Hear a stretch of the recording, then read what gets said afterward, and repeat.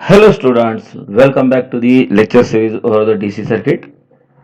In last lecture, we have seen the use of Ohm's law, Kirchhoff's law for the analysis of electrical circuit. Then earlier we have seen that how if the resistances are in series, if resistances are in parallel, then how to find out their equivalent values, how to find out the current flowing through that the particular resistance as well as the voltage and even the power also that we can calculate. Today we'll go for the next topic, that is the Maxwell's loop mesh analysis. Most of the times this Maxwell's loop or mesh analysis is used for the Kirchhoff's voltage law analysis using the Kirchhoff's voltage law. This is just an extension of the Kirchhoff's voltage law. Therefore, you can solve the numericals of a Kirchhoff's law using the mesh analysis also. Okay, rarely means it is called as the Maxwell's loop. Mesh analysis is the very famous term for solving the numericals by using this method. Now we will see.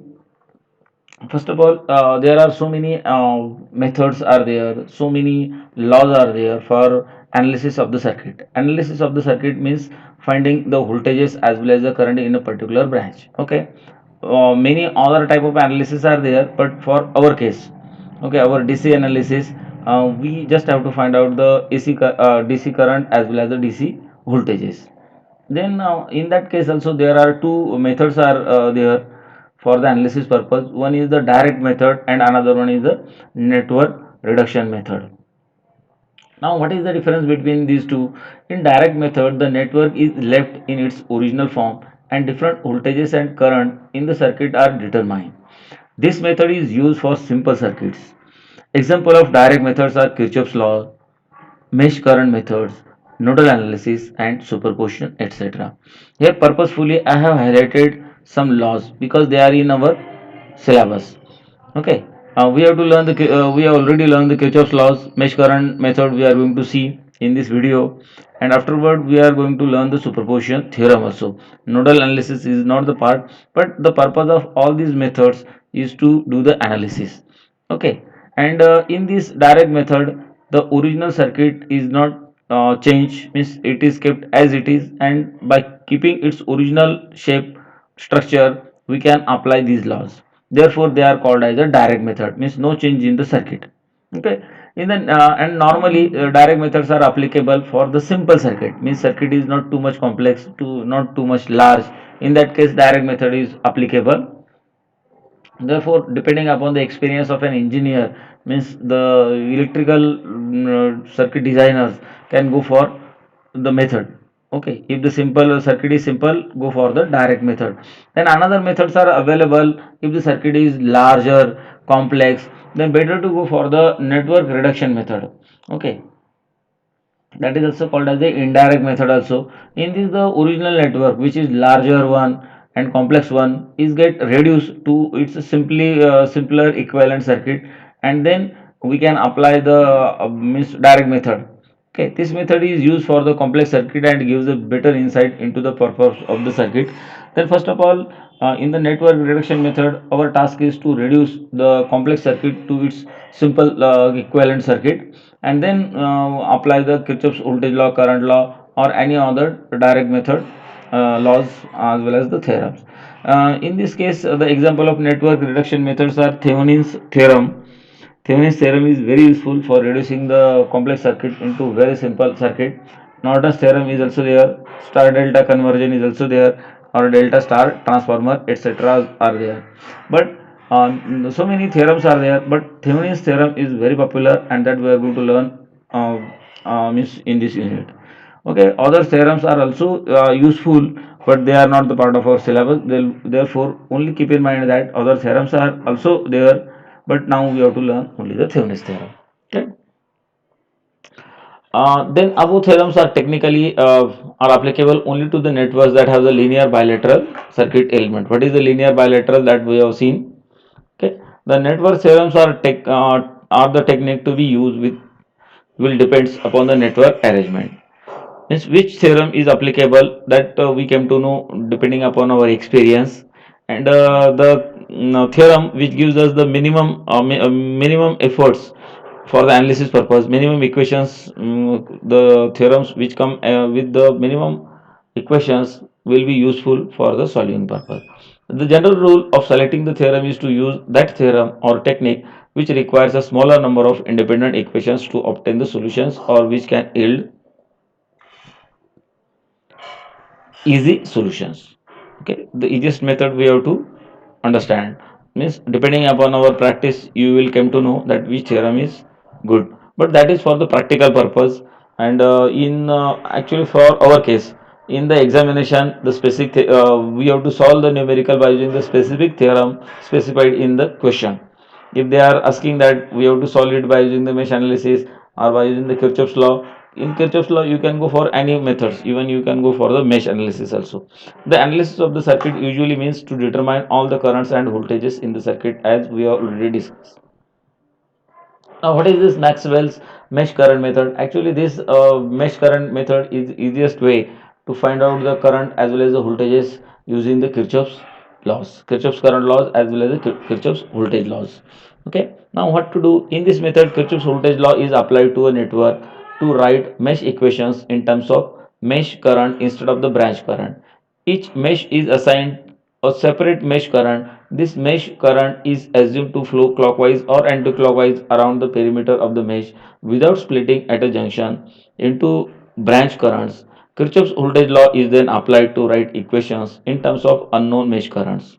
The branch currents are then found by taking the algebraic sum of the mesh currents which are common to that branch.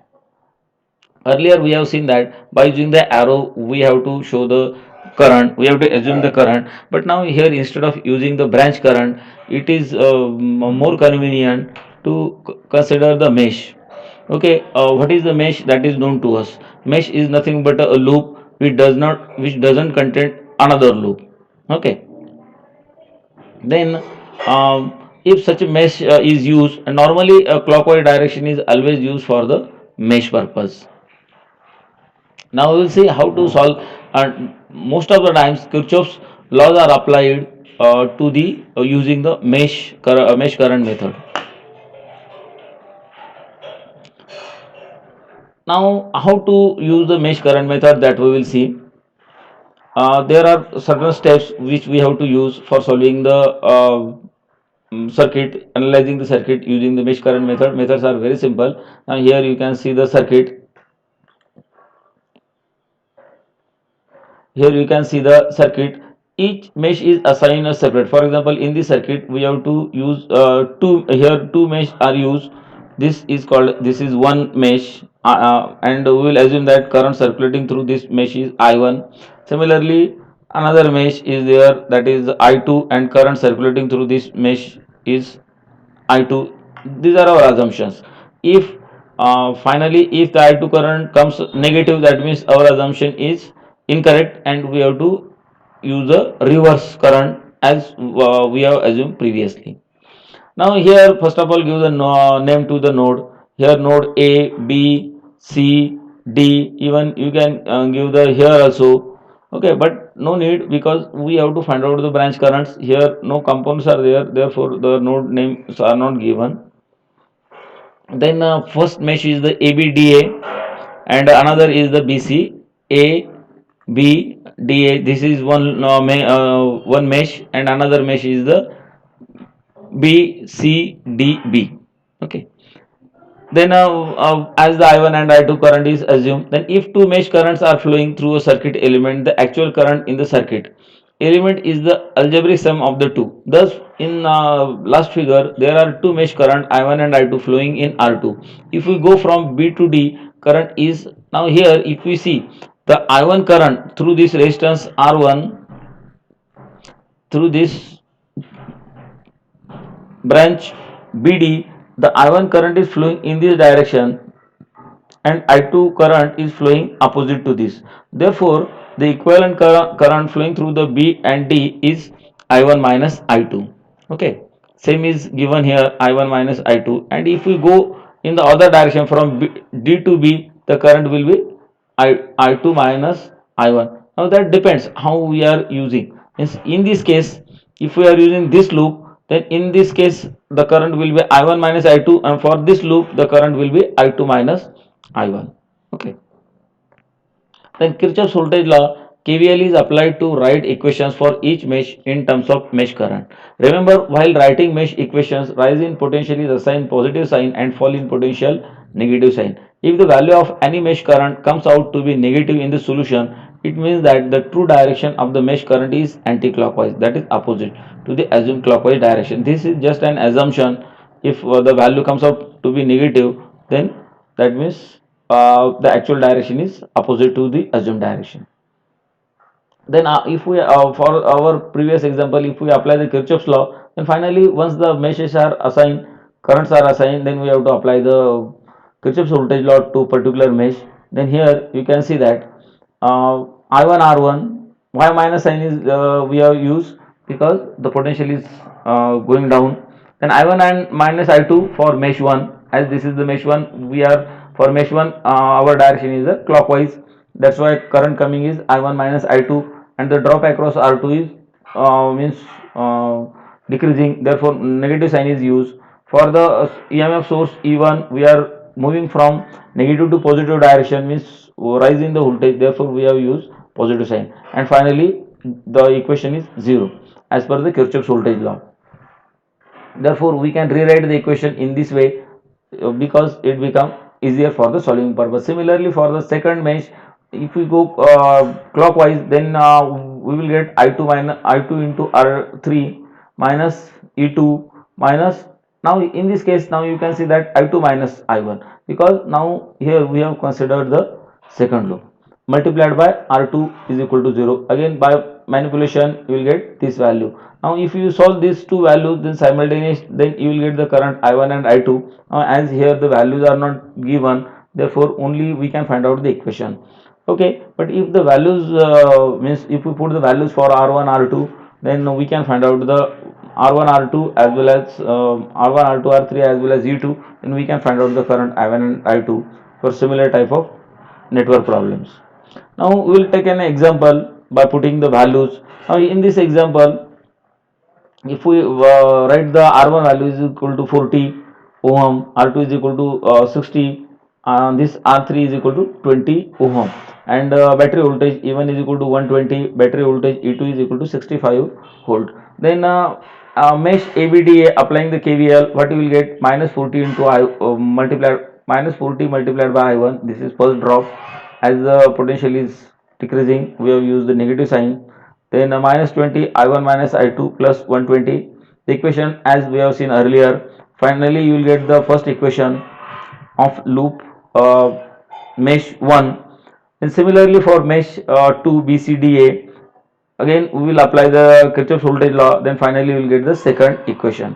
Then by using the by simultaneously solving the two equations 1 and 2, you will get the I2 is equal to minus 0.341. Minus sign shows that I2 direction, which we have assumed earlier, is incorrect, and actual direction is opposite to this. Means earlier we have assumed that direction is the clockwise, but now direction is anti-clockwise, means like this one.